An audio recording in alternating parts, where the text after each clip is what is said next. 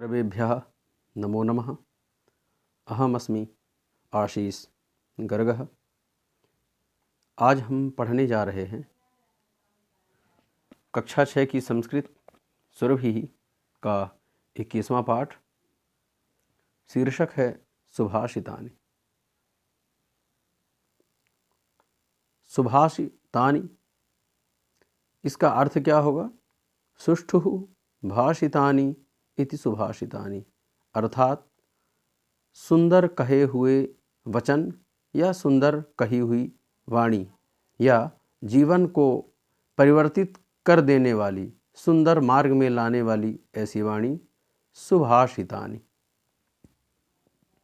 सुभाषितानि में प्रायः जो श्लोक होते हैं, जो उसका कंटेंट होता है, तो गागर में सागर भरा रहता है। अर्थात एक एक शब्दों में और एक एक लाइनों में, एक एक श्लोकों में जीवन को परिवर्तित कर देने वाली जो सूक्तियाँ होती हैं, तो ऐसी वो चीज़ें आप उसमें पढ़ सकते हैं, उसमें आप देख सकते हैं, ढूंढ सकते हैं।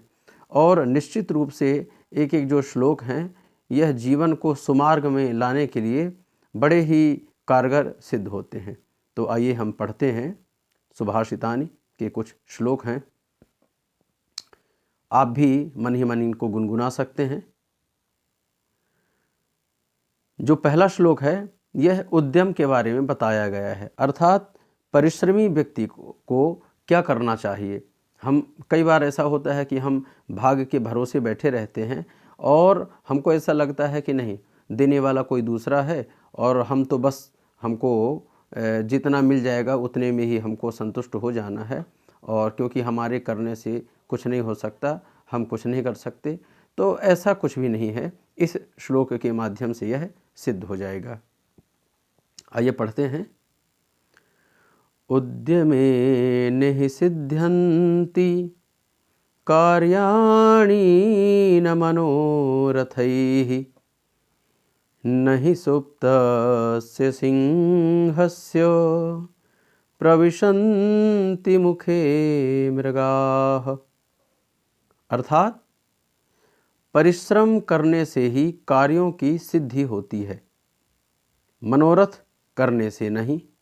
जैसे सोते हुए सिंह के मुख में मृग प्रवेश नहीं करते, अपितु सिंह को परिश्रम अथवा शिकार करना पड़ता है। तो जी हाँ, इसका अर्थ आप प्रायः जान ही गए होंगे कि उद्यमेन ही सिद्ध्यन्ति, यानी परिश्रम करने से ही हमारे कार्य सिद्ध होते हैं।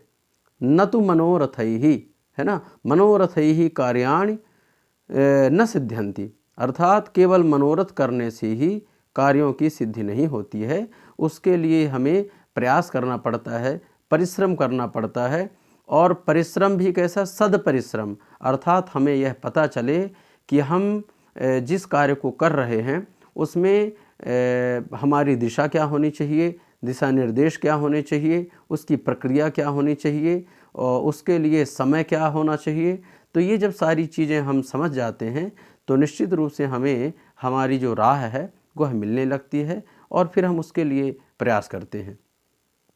तो निश्चित रूप से परिश्रम करने से ही हमारे कार्यों की सिद्धि होगी, मनोरथ करने से नहीं। यहाँ पर एक एग्जाम्पल बता दिया है कि न ही सुप्तस्य सिंहस्य, सुप्तस्य यानी सोते हुए, ना तो सोते हुए सिंह के मुख में प्रवेश कौन करता है? सोते हुए सिंह के मुख में प्रवेश मृग नहीं करता है, अपितु सिंह को शिकार करना पड़ता है। ठीक है, तो ये है पहले श्लोक का अर्थ। आगे चलते हैं। काकः कृष्णः पिकः कृष्णः, को भेदो पिककाकयोः, वसन्तकाले सम्प्राप्ते काकः काकः पिकः पिकः। यहाँ पर एक जैसी लगने वाली दो वस्तुओं या दो जीव के बारे में, दो क्वालिटी के बारे में, दो विशेषताओं के बारे में बताया गया है। सामान्यतः हम देखते हैं कि हमें कुछ चीज़ों को देख करके भ्रम हो जाता है, जैसे असली या नकली, जो ओरिजिनल चीज़ रहती है या जो डुप्लीकेट चीज़ रहती है।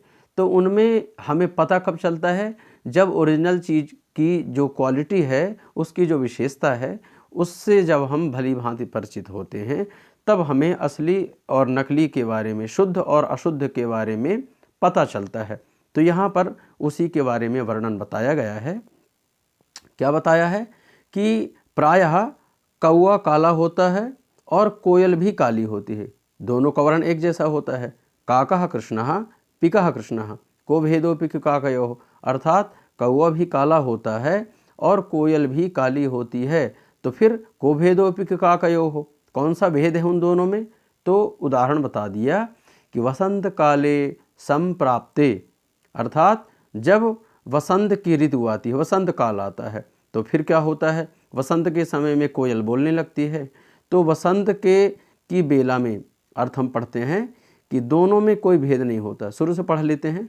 कौवा काला होता है और कोयल भी काली होती है, दोनों में कोई भेद नहीं होता, किंतु वसंत काल की बेला में दोनों के द्वारा बोलने पर अंतर स्पष्ट हो जाता है। भैया जो कौवा होगा वो तो अपनी ही जो विशेषता है उसके आधार पर बोलेगा, तो कौवा काँव काँव करता है और कोयल कुहू कुहू करती है। कोयल की आवाज़ मीठी होती है।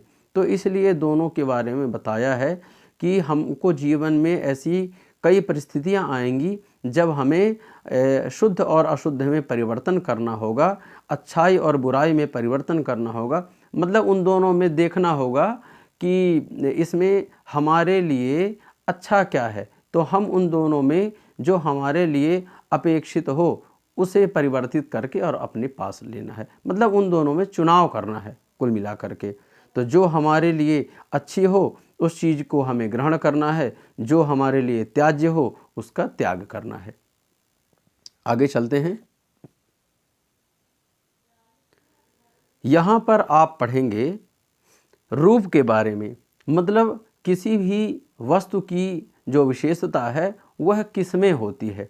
तो इसमें बड़ा ही सुंदर श्लोक है। मैं जब प्रायः बहुत बाल्यावस्था में था, छठी में जब था, कक्षा 6 में, तो मैंने भी यह अपने गुरुजी के मुख से पढ़ा था। तो ये श्लोक वैसे मुझे बड़ा आकर्षित करता है। चलिए पढ़ते हैं इसको। नरस्याभरणं रूपं रूपस्याभरणं गुणः गुणस्याभरणं ज्ञानं ज्ञानस्याभरणं क्षमा। क्या बताया है? नरस्य आभरणम, यहाँ पर दीर्घ स्वर संधि हो जाएगी। नरस्य आभरणम अर्थात जो नर यानी बताया है मनुष्य, है ना, तो उसका आभूषण क्या है? रूप है। यहाँ एक बार हम अर्थ पढ़ेंगे तो स्पष्ट हो जाएगा। नर अर्थात मनुष्य का आभूषण रूप है, रूप का आभूषण गुण है, गुण का आभूषण ज्ञान है और ज्ञान का आभूषण क्षमा है। तो अब देखिए, तो नर का आभूषण यहाँ बता दिया कि रूप है, और रूप से भी आगे क्या है? रूप का आभूषण क्या हो गया? उसका गुण, उसकी क्वालिटी, है ना, उसके अच्छे गुण, उसकी विशेषताएं। और गुणस्याभरणम ज्ञानम, अच्छा गुणों का भी आभरण क्या है? गुणों का आभरण है ज्ञान। क्योंकि प्रायः कई बार ऐसा होता है कि हमारे किसी भी व्यक्ति के अंदर गुण होते हैं, पर गुण का जो महत्व है, तो गुण का महत्व तभी है जब वह सद्ज्ञान से युक्त हो। अर्थात गुणों का सदुपयोग करना है या दुरुपयोग करना है, इन दोनों में जो हमें इसका ज्ञान कराता है उसी को हम ज्ञान कहते हैं। तो जब हम गुणों का उपयोग सद्गुण के रूप में करते हैं तब हम उसे ज्ञान युक्त कह सकते हैं। तो यहाँ पर बता दिया कि गुणों का आभरण क्या है? ज्ञान। और ज्ञानस्याभरणम क्षमा, ज्ञान का आभरण क्या है? ज्ञान का आभूषण क्षमा है। जो व्यक्ति ज्ञानी होगा वह अपने से छोटे लोगों को या जिन्होंने भूल की है उन लोगों को वह क्या कर देगा? क्षमा कर देगा, है ना। हम लोगों ने पढ़ा भी होगा कि क्षमा बड़न को चाहिए छोटन को उत्पात, क्षमा बड़न को चाहिए छोटन को उत्पात, कारहीम हरि को घटो जो भृगुमारी लात। तो यहाँ पर वही चीज़ बताया है कि जो बड़े लोग होते हैं हमेशा छोटे लोगों को क्षमा कर देते हैं, क्योंकि ज्ञान का जो आभूषण है, ज्ञान की जो प्रतिष्ठा है, ज्ञान की जो सुंदरता है, वह क्षमा में ही बसती है। आगे चलते हैं। ये जो श्लोक है तो ये किस में बताया है? ये विद्यार्थी के लिए बताया है। विद्यार्थी के जो 5 लक्षण हैं उनके बारे में बताया है। तो चूँकि विद्यार्थी भी देख रहे हैं इस वीडियो को, तो उनके लिए भी यह विद्यार्थी है। और प्रायः हम सब अपने जीवन में विद्यार्थी ही होते हैं। जन्म से मृत्यु पर्यंत जो व्यक्ति अपने आप को विद्यार्थी मानता है, वही व्यक्ति जीवन भर सीख सकता है। जो शिक्षक बनने लगा कि नहीं, अब तो मैं सब कुछ जान गया हूँ, अब मुझे कुछ जानना शेष नहीं है, तो फिर वहाँ से उसका विकास रुक जाता है। वहाँ से फिर उसका जो ज्ञान का स्रोत है वह कहीं ना कहीं छुप जाता है।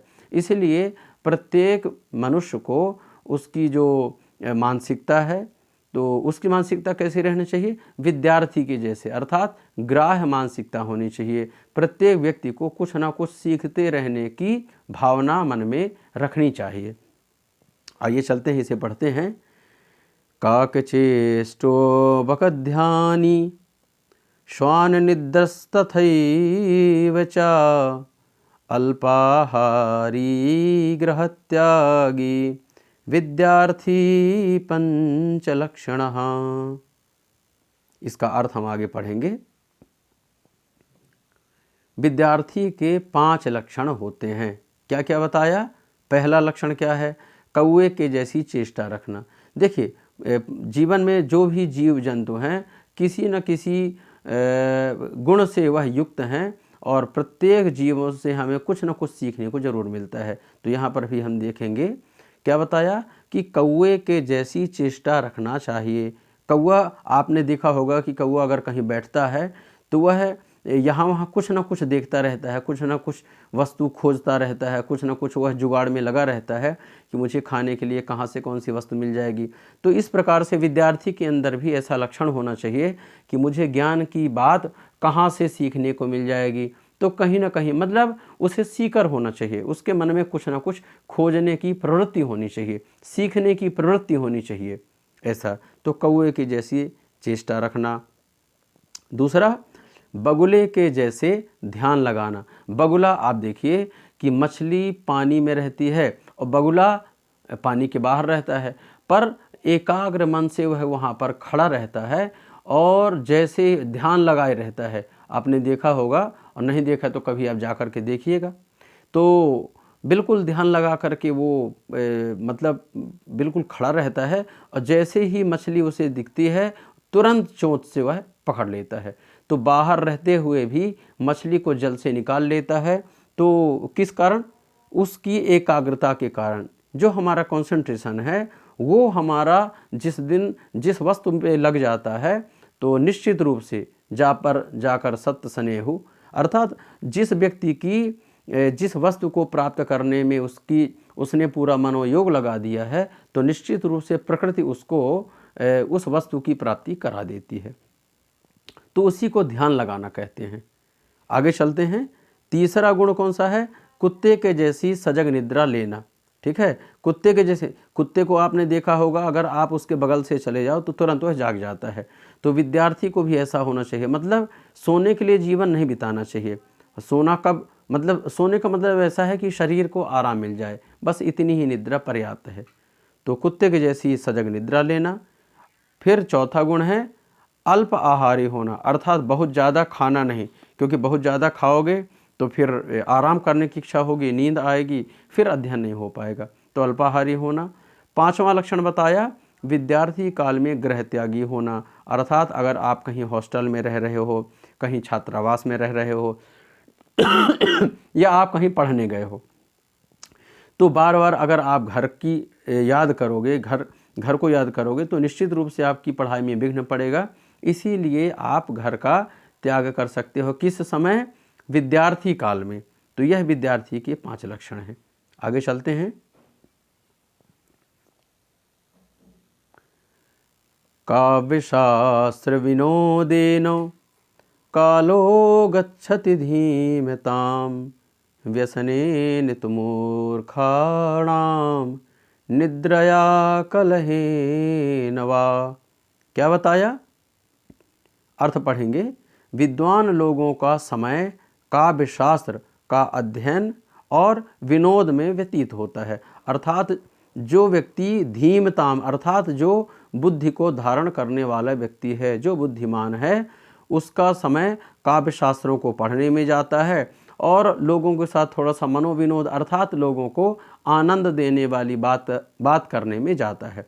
किंतु व्यसनेन तु मूर्खाणाम, जो मूर्ख होते हैं उनका समय कैसे जाता है? व्यसन करने में, है ना। अर्थात जो समाज को जो त्याज्य वस्तुएं हैं, अर्थात समाज के लिए जो ग्राह्य वस्तु नहीं है, उन चीज़ों का संग करना, व्यसन करना, है ना। तो मूर्खों का समय किस में जाता है? व्यसन करना और कलह करना, झगड़ा करना। और अगर ये दोनों नहीं किया तो फिर क्या करता है? सोता रहता है। तो यहाँ पर बताया कि मूर्खों का समय व्यसन करने में, निद्रा करने में जाता है और झगड़ा करने में जाता है। चलिए आगे चलते हैं। यस्य नास्ति स्वयं प्रज्ञा शास्त्रम तस्य करोति किम लोचनाभ्याम विहीनस्य दर्पणः किम करिष्यति। अर्थ बताया है यहाँ पर कि जिस मनुष्य के पास स्वयं की बुद्धि नहीं है, शास्त्र उसका क्या कर सकते हैं? अर्थात कुछ नहीं कर सकते। जिस व्यक्ति के पास स्वयं बुद्धि नहीं है, शास्त्र उसका कुछ नहीं कर सकते हैं, अर्थात कुछ भी नहीं। जैसे नेत्रों से विहीन मनुष्य का दर्पण कुछ नहीं कर सकता। भाई कोई व्यक्ति अंधा है, उसके पास नेत्र नहीं है, उसे दिखाई नहीं देता। मतलब ये जो चर्म चक्षु हैं, तो जिस व्यक्ति के पास नहीं है तो फिर उसके लिए दर्पण का कोई महत्व नहीं है ना, दर्पण से कोई औचित्य नहीं।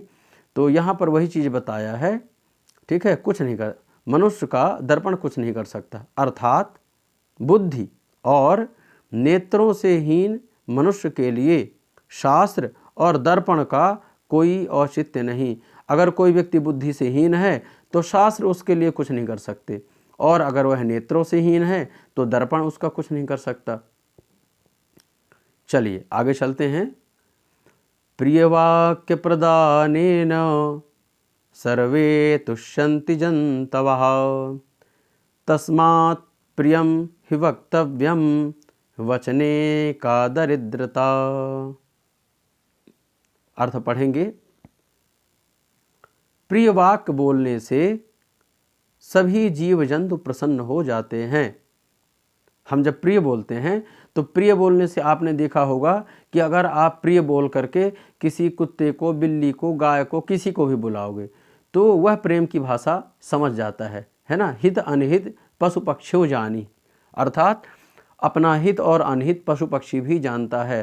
तो जब आप प्रेम से बोलोगे, है ना, रामायण में पंक्ति आती है कि वशीकरण एक मंत्र है, तज दे वचन कठोर। अर्थात किसी को अगर वश में करना है तो अपने कठोर वचनों को त्याग दो। तो निश्चित रूप से जब आप मीठी वाणी बोलोगे तो सब लोग आपकी प्रशंसा करेंगे, सब आपकी तारीफ करेंगे, और आप लोगों के घर में रहो या ना रहो, लोगों के हृदय में आप जरूर रहोगे, लोगों के दिल में आप जरूर रहोगे। तो यहाँ पर वही बताया कि प्रिय वाक्य बोलने से सभी जीव जंतु प्रसन्न हो जाते हैं। अतः हमें सर्वदा प्रिय और मीठा अर्थात सुमधुर बोलना चाहिए, क्योंकि वचनों में दरिद्रता कैसी? भाई बोलने में कोई पैसा थोड़ी लगता है, इसीलिए हमें हमेशा मीठा बोलना चाहिए। वचनों में, मीठी वाणी बोलने में दरिद्रता नहीं करनी चाहिए। आगे चलते हैं। येषां न विद्या न तपो न दानम ज्ञानम न शीलम न गुणो न धर्मः ते मृत्युलोके भुवि भारभूता मनुष्य रूपेण मृगाश्चरन्ति। अर्थ पढ़ेंगे इसका। क्या बताया कि जिस व्यक्ति के पास विद्या, तप, दान, ज्ञान और शीलता अर्थात और अच्छे गुण, धर्म आदि नहीं हैं, वह व्यक्ति पृथ्वी में भार स्वरूप है तथा मनुष्य रूप में पशुवत विचरण करता है। मनुष्य तो है किंतु वह पशुओं के जैसा है। कौन सा व्यक्ति? जिस व्यक्ति के पास ना तो विद्या है ना, मतलब अनपढ़ है, अशिक्षित है, ना तो उसने कोई तप किया, ना तो उसने दान किया, ना वह ज्ञान की उपासना किया, ना तो उसके अंदर अच्छी शीलता है, शील स्वभाव, ना तो कोई अच्छे गुण हैं, ना तो वह धर्म को जानता है। तो जब यह कुछ जानता ही नहीं तो फिर वह व्यक्ति थोड़ी ना है, वह मनुष्य की कैटेगरी में आता ही नहीं है, मनुष्य की श्रेणी में नहीं आता है, वह तो पशुवत विचरण करता है।